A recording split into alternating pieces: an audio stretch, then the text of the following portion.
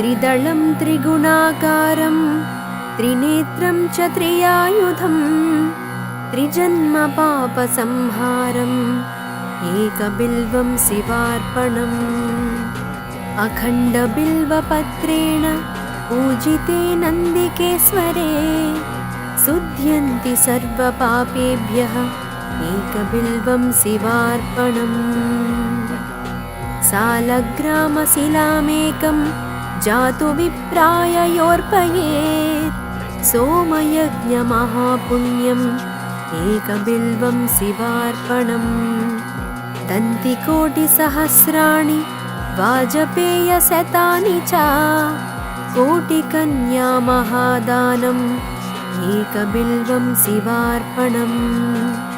पार्वत्या स्वेदतत्पोन्नं महादेवस्य च प्रियम् बिल्ववृक्षं नमस्यामि एकबिल्वं शिवार्पणम् दर्शनं बिल्ववृक्षस्य स्पर्शनं पापनाशनम् अघोरपापसंहारम् एकबिल्वं शिवार्पणम् मूलतो ब्रह्मरूपाय मध्यतो विष्णुरूपिणे अग्रतः शिवरूपाय एकबिल्वं शिवार्पणम् बिल्वाष्टकमिदं पुण्यं यः पठेत् शिवसन्निधौ सर्वपापविनिर्मुक्तः शिवलोकमवाप्नुयात् त्रिदलं त्रिगुणाकारं त्रिनेत्रं च त्रियायुधं त्रिजन्मपापसंहारम् एकबिल्वं शिवार्पणम् अखण्डबिल्वपत्रेण पूजिते नन्दिकेश्वरे शुध्यन्ति सर्वपापेभ्यः एकबिल्वं शिवार्पणम् सालग्रामशिलामेकं जातु विप्राय योर्पयेत् सोमयज्ञमहापुण्यम् एकबिल्वं शिवार्पणम् दन्तिकोटिसहस्राणि वाजपेयशतानि च कोटिकन्या महादानम् एकबिल्वं शिवार्पणम् पार्वत्या स्वेदतत्पोन्नं महादेवस्य च प्रियम् बिल्ववृक्षं नमस्यामि एकबिल्वं शिवार्पणम् दर्शनं बिल्ववृक्षस्य स्पर्शनं पापनाशनम् अघोरपापसंहारम् एकबिल्वं शिवार्पणम् मूलतो ब्रह्मरूपाय मध्यतो विष्णुरूपिणे अग्रतः शिवरूपाय एकबिल्वं शिवार्पणम् बिल्वाष्टकमिदं पुण्यं यः पठेत् शिवसन्निधौ सर्वपापविनिर्मुक्तः शिवलोकमवाप्नुयात् त्रिदलं त्रिगुणाकारं त्रिनेत्रं च त्रियायुधं त्रिजन्मपापसंहारम् एकबिल्वं शिवार्पणम् अखण्डबिल्वपत्रेण पूजिते नन्दिकेश्वरे शुध्यन्ति सर्वपापेभ्यः एकबिल्वं शिवार्पणम् सालग्रामशिलामेकं जातु विप्राय योर्पयेत् सोमयज्ञमहापुण्यम् एकबिल्वं शिवार्पणम् दन्तिकोटिसहस्राणि वाजपेयशतानि च कोटिकन्या महादानम् एकबिल्वं शिवार्पणम् पार्वत्या स्वेदतत्पोन्नं महादेवस्य च प्रियम् बिल्ववृक्षं नमस्यामि एकबिल्वं शिवार्पणम् दर्शनं बिल्ववृक्षस्य स्पर्शनं पापनाशनम् अघोरपापसंहारम् एकबिल्वं शिवार्पणम् मूलतो ब्रह्मरूपाय मध्यतो विष्णुरूपिणे अग्रतः शिवरूपाय एकबिल्वं शिवार्पणम् बिल्वाष्टकमिदं पुण्यं यः पठेत् शिवसन्निधौ सर्वपापविनिर्मुक्तः शिवलोकमवाप्नुयात्। त्रिदलं त्रिगुणाकारं त्रिनेत्रं च त्रियायुधं त्रिजन्मपापसंहारम् एकबिल्वं शिवार्पणम् अखण्डबिल्वपत्रेण पूजिते नन्दिकेश्वरे शुध्यन्ति सर्वपापेभ्यः एकबिल्वं शिवार्पणम् सालग्रामशिलामेकं जातु विप्राय योर्पयेत् सोमयज्ञमहापुण्यम् एकबिल्वं शिवार्पणम् दन्तिकोटिसहस्राणि वाजपेयशतानि च कोटिकन्यामहादानम् एकबिल्वं शिवार्पणम् पार्वत्या स्वेदतत्पोन्नं महादेवस्य च प्रियम् बिल्ववृक्षं नमस्यामि एकबिल्वं शिवार्पणम् दर्शनं बिल्ववृक्षस्य स्पर्शनं पापनाशनम् अघोरपापसंहारम् एकबिल्वं शिवार्पणम् मूलतो ब्रह्मरूपाय मध्यतो विष्णुरूपिणे अग्रतः शिवरूपाय एकबिल्वं शिवार्पणम् बिल्वाष्टकमिदं पुण्यं यः पठेत् शिवसन्निधौ सर्वपापविनिर्मुक्तः शिवलोकमवाप्नुयात्। त्रिदलं त्रिगुणाकारं त्रिनेत्रं च त्रियायुधं त्रिजन्मपापसंहारम् एकबिल्वं शिवार्पणम् अखण्डबिल्वपत्रेण पूजिते नन्दिकेश्वरे शुध्यन्ति सर्वपापेभ्यः एकबिल्वं शिवार्पणम् सालग्रामशिलामेकं जातु विप्राय योर्पयेत् सोमयज्ञमहापुण्यम् एकबिल्वं शिवार्पणम् दन्तिकोटिसहस्राणि वाजपेयशतानि च कोटिकन्यामहादानम् एकबिल्वं शिवार्पणम् पार्वत्या स्वेदतत्पोन्नं महादेवस्य च प्रियम् बिल्ववृक्षं नमस्यामि एकबिल्वं शिवार्पणम् दर्शनं बिल्ववृक्षस्य स्पर्शनं पापनाशनम् अघोरपापसंहारम् एकबिल्वं शिवार्पणम् मूलतो ब्रह्मरूपाय मध्यतो विष्णुरूपिणे अग्रतः शिवरूपाय एकबिल्वं शिवार्पणम् बिल्वाष्टकमिदं पुण्यं यः पठेत् शिवसन्निधौ सर्वपापविनिर्मुक्तः शिवलोकमवाप्नुयात्। त्रिदलं त्रिगुणाकारं त्रिनेत्रं च त्रियायुधं त्रिजन्मपापसंहारम् एकबिल्वं शिवार्पणम् अखण्डबिल्वपत्रेण पूजिते नन्दिकेश्वरे शुध्यन्ति सर्वपापेभ्यः एकबिल्वं शिवार्पणम्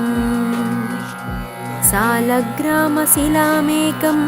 जातु विप्राय योर्पयेत् सोमयज्ञमहापुण्यम्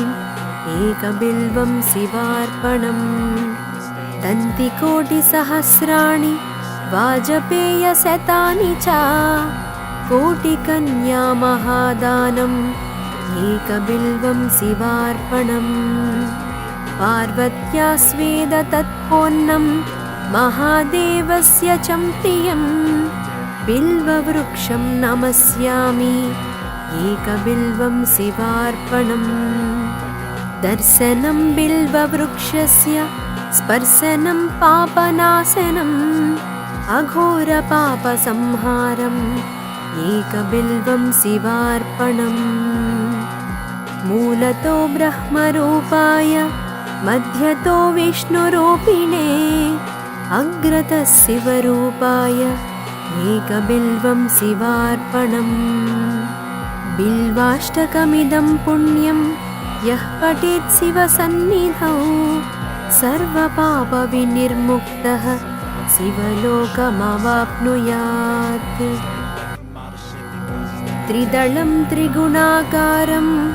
त्रिनेत्रं च त्रियायुधं त्रिजन्मपापसंहारम् एकबिल्वं शिवार्पणम् अखण्डबिल्वपत्रेण पूजिते नन्दिकेश्वरे शुध्यन्ति सर्वपापेभ्यः एकबिल्वं शिवार्पणम्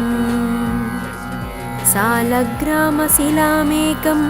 जातु विप्राय योर्पयेत् सोमयज्ञमहापुण्यम्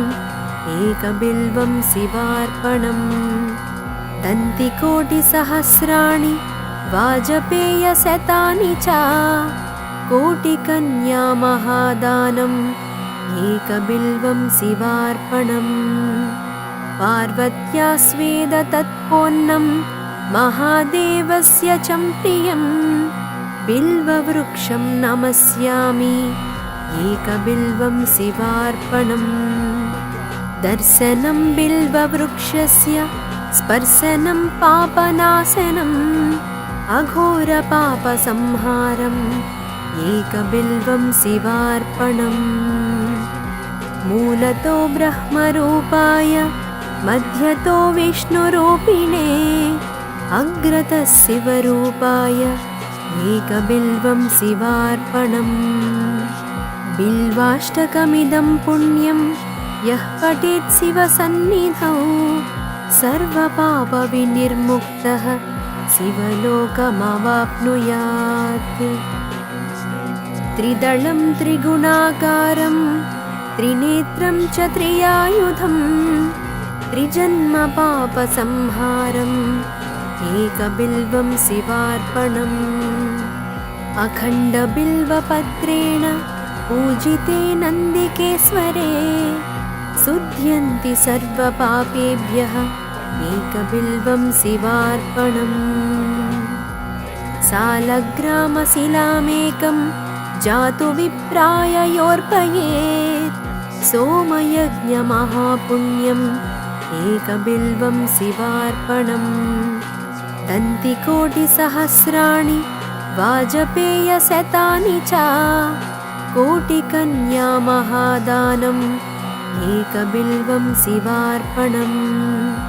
पार्वत्या स्वेदतत्पोन्नं महादेवस्य च प्रियम्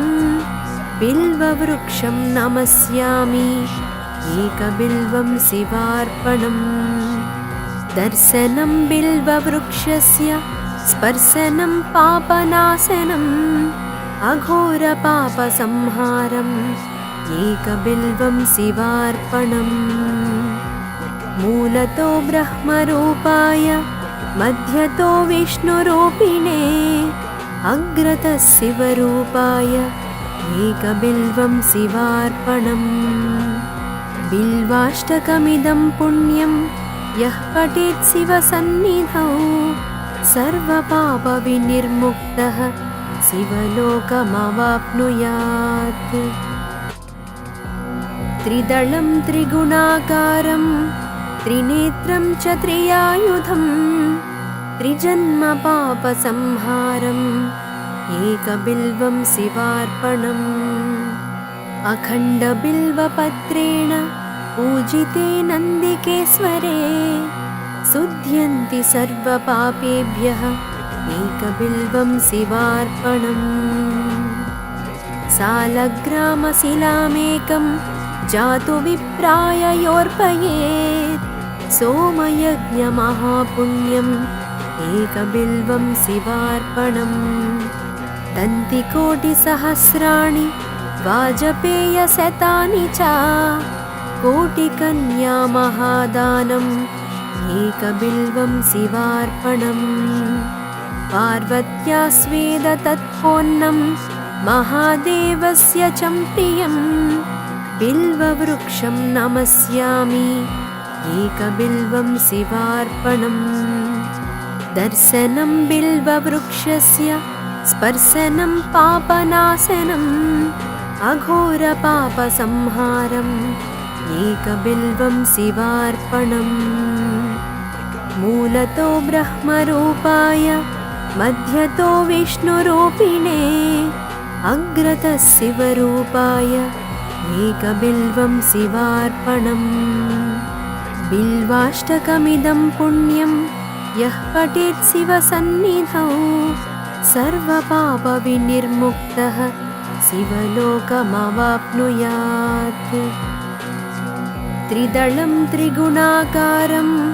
त्रिनेत्रं च त्रियायुधं त्रिजन्मपापसंहारम् एकबिल्वं शिवार्पणम् अखण्डबिल्वपत्रेण पूजिते नन्दिकेश्वरे शुध्यन्ति सर्वपापेभ्यः एकबिल्वं शिवार्पणम् सालग्रामशिलामेकं जातु विप्राय योर्पयेत् सोमयज्ञमहापुण्यम् एकबिल्वं शिवार्पणम् तन्तिकोटिसहस्राणि वाजपेयशतानि च कोटिकन्या महादानम् एकबिल्वं शिवार्पणम् पार्वत्या स्वेद तत्पोन्नं महादेवस्य च प्रियं बिल्ववृक्षं नमस्यामि एकबिल्वं शिवार्पणम् दर्शनं बिल्ववृक्षस्य स्पर्शनं पापनाशनम्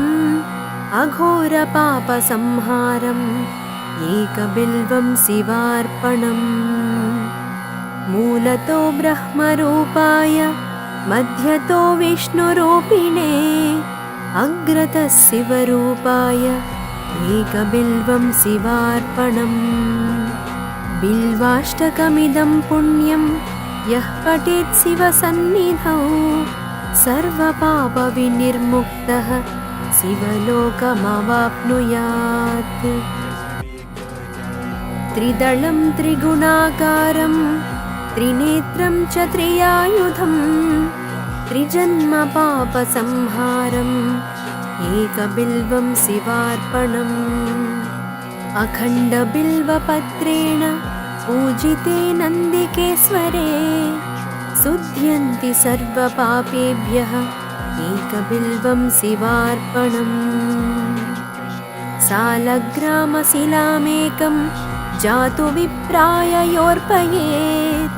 सोमयज्ञमहापुण्यम् एकबिल्वं शिवार्पणम्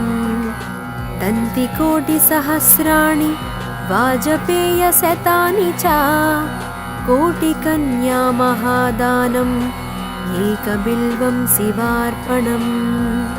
पार्वत्या स्वेद तत्पोन्नं महादेवस्य च प्रियं बिल्ववृक्षं नमस्यामि एकबिल्वं शिवार्पणम् दर्शनं बिल्ववृक्षस्य स्पर्शनं पापनाशनम् अघोरपापसंहारम् एकबिल्वं शिवार्पणम् मूलतो ब्रह्मरूपाय मध्यतो विष्णुरूपिणे अग्रतः शिवरूपाय एकबिल्वं शिवार्पणम् बिल्वाष्टकमिदं पुण्यं यः पठेत् शिवसन्निधौ सर्वपापविनिर्मुक्तः शिवलोकमवाप्नुयात् त्रिदलं त्रिगुणाकारं त्रिनेत्रं च त्रियायुधं त्रिजन्मपापसंहारम् एकबिल्वं शिवार्पणम् अखण्डबिल्वपत्रेण पूजिते नन्दिकेश्वरे शुध्यन्ति सर्वपापेभ्यः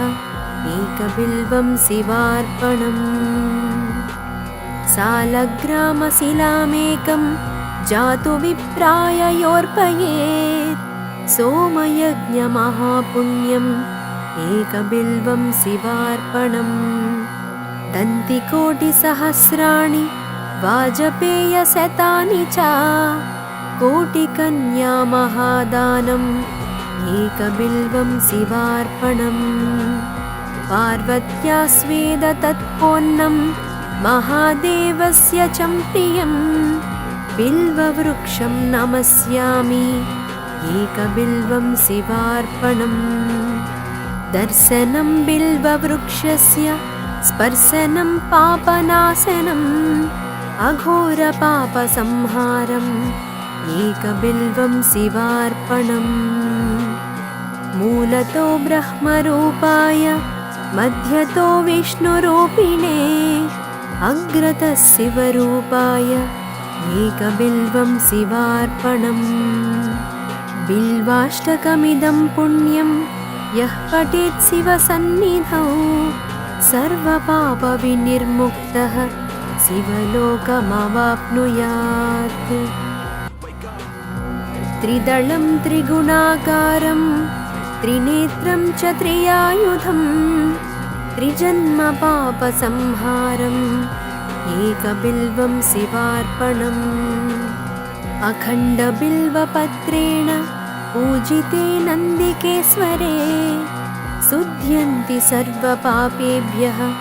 एकबिल्वं शिवार्पणम्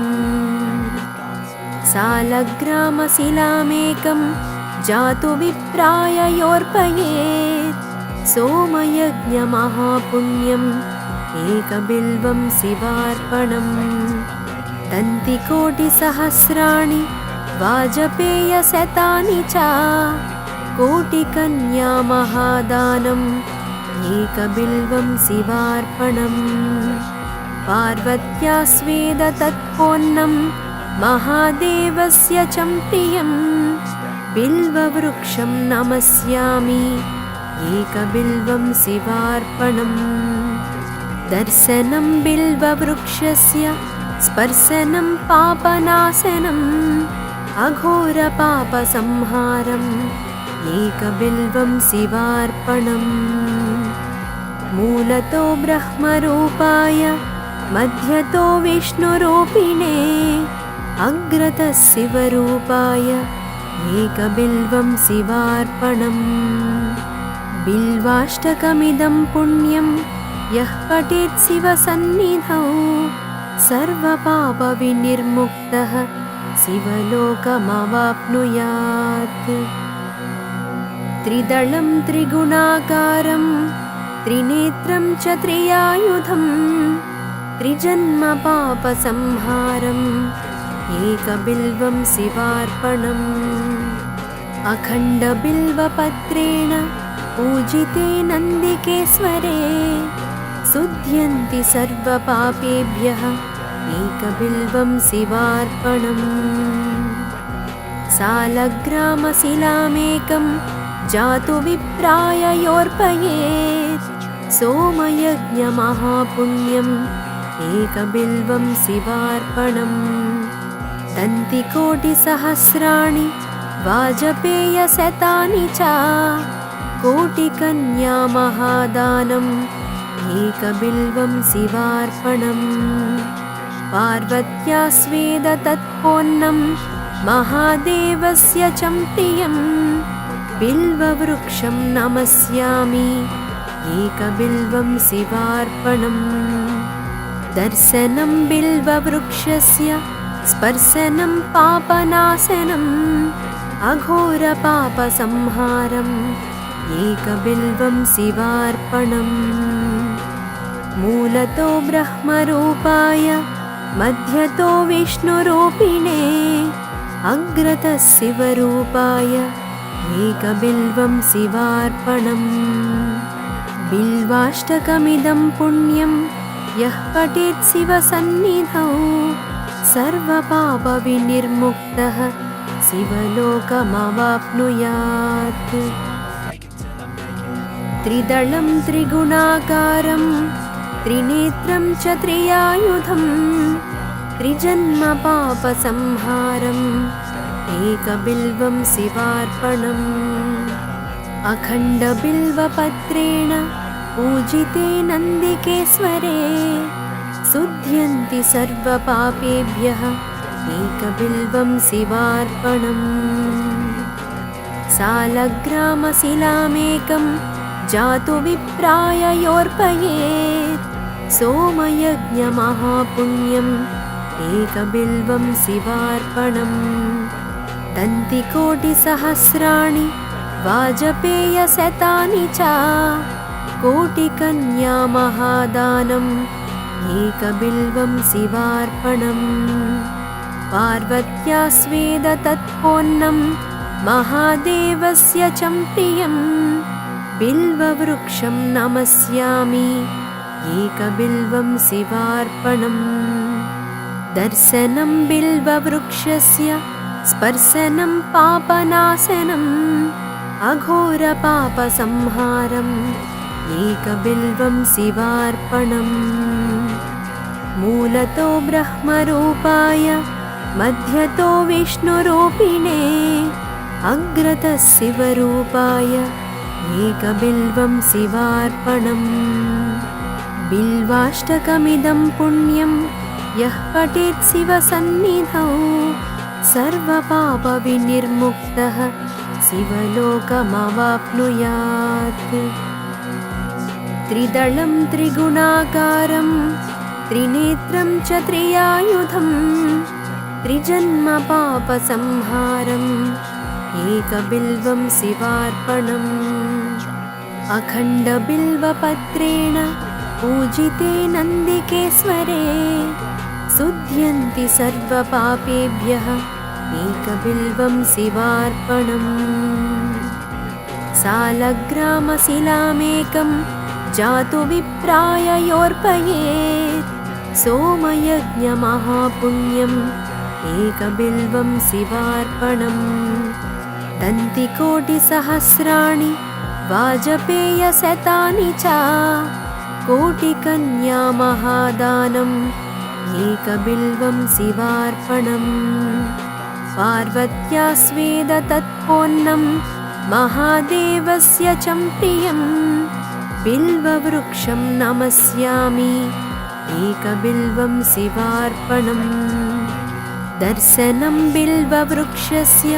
स्पर्शनं पापनाशनम् अघोरपापसंहारम् एकबिल्वं शिवार्पणम् मूलतो ब्रह्मरूपाय मध्यतो विष्णुरूपिणे अग्रतः शिवरूपाय एकबिल्वं शिवार्पणम् बिल्वाष्टकमिदं पुण्यं यः पठेत् शिवसन्निधौ सर्वपापविनिर्मुक्तः शिवलोकमवाप्नुयात् त्रिदलं त्रिगुणाकारं त्रिनेत्रं च त्रियायुधं त्रिजन्मपापसंहारम् एकबिल्वं शिवार्पणम् अखण्डबिल्वपत्रेण पूजिते नन्दिकेश्वरे शुध्यन्ति सर्वपापेभ्यः एकबिल्वं शिवार्पणम्